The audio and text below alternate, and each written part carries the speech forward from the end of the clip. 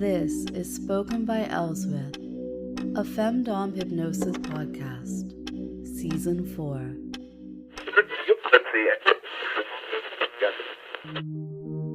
Today's episode is What Do You Know About Hypnotic Devices? Somewhat recently, I received a message from a loyal listener that said, "Dear Mistress, quick question." And I'm going to say it was not a question or particularly quick, but here we go. I was wondering how effective visual stimulus is with hypnosis. I know some of your YouTube uploads use trance-enhancing visuals, but I can always fall under just fine without any of these visuals. Would you consider doing more content with visuals to enhance the hypnosis, to either help induce a subject or to implant suggestions? Thanks for any info you can provide. So for a while there, I was doing a little bit more with videos to go with YouTube. However, due to quite a bit of feedback, especially from those who regularly come in and use my content, I found that amount of time spent using the videos was a bit unwarranted. Most people simply listen. A lot of people just find me by the RSS, the podcast feed on, whatever particular podcast app you happen to love. Maybe this is the time to remind you to like, subscribe, leave a comment, but maybe not. I'm really bad at getting back to the comment sections. I prefer those patron messages and emails. But you can also leave a rating. That will be good. I found that with the time spent with making the videos, I was better off just putting that into writing and recording. Now, with that said, there are a few that will be coming out that might have some interesting visuals. And I am open to taking requests.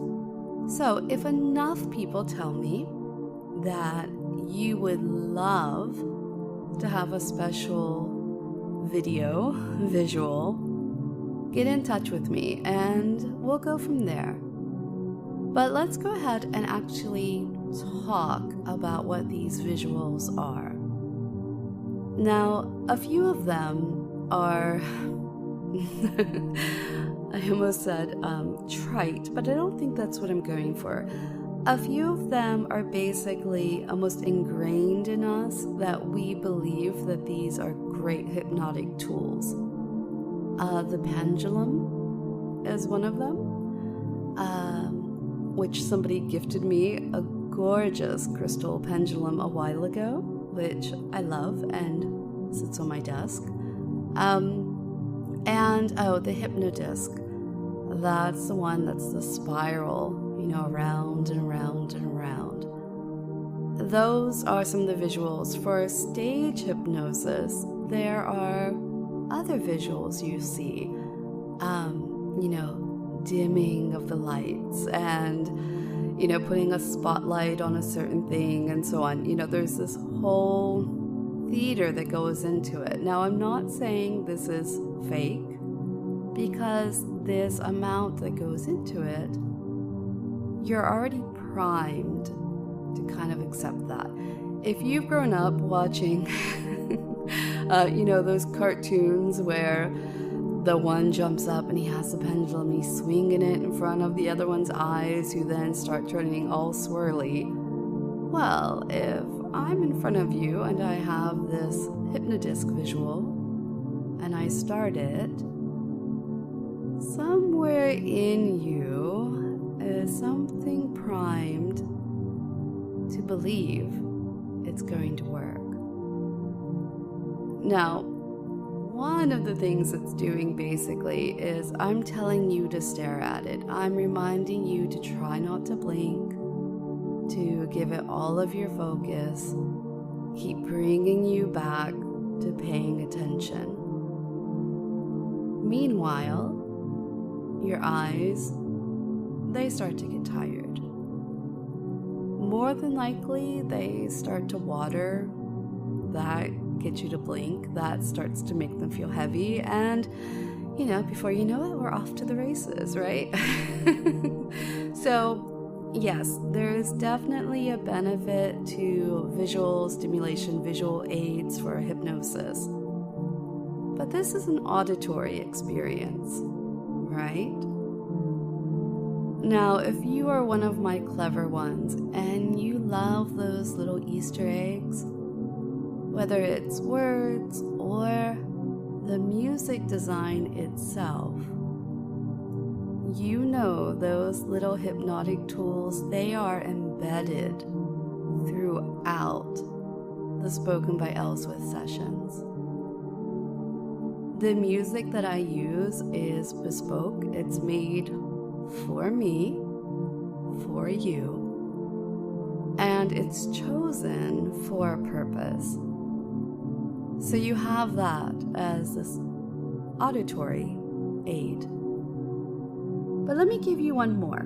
Let me just show you, well, not show you, but tell you another way that this can be used. So we're going to use a pendulum, but we're using a metronome. So listen to the metronome that's going to start just in a little bit. And when you hear the first sound, breathe in, say sleep, either out loud, unless, you're on the train, do it in your head. And on the next one, exhale and say deep sleep. So, sleep, deep sleep.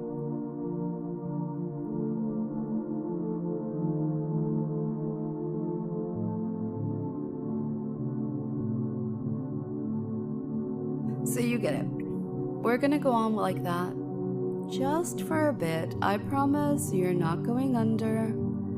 This is more about just relaxing. If you have to, just tell all those worries and anxieties or whatever else you have running through your head that you're setting them to sleep. Okay, ready? Here we go.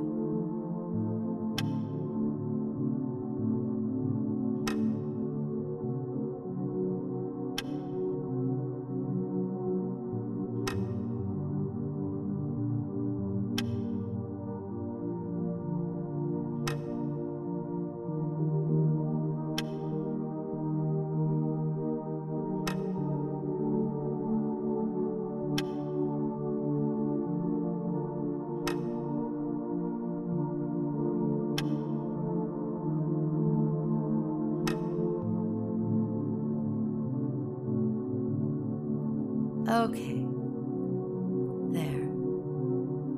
Now how do you feel? There's something magical about repetition. There's something ridiculously good about knowing exactly what you're supposed to be doing, right? So maybe we'll dig into that topic a little bit more later on, after I get your responses about the visual helps. But let me know as well about the audio ones. I think that will be some fun information for the person who does my music and so on. I promise I will pass it along. Now, in other news, this is a holiday week. It's not just about the World Cup, is it? Though it turns out, if you set a ball right in front of Gareth Bale and just have one poor dude standing between him and the goal, he's probably gonna get it. And that is not to say I was rooting for Wales, so don't throw me in that category. I had my USA gear on. in the interest of the holiday weekend and, well, weekend, knowing that Friday is Black Friday, you might have something to expect. You might have something in your email hinting at what to expect. But more than likely, you're gonna have a nice surprise for Cyber Monday. You know what Cyber Monday is, right? Well, you should. Okay, that is it for today. Again, send me your thoughts about these audio and visual cues, and let's see what we can make together.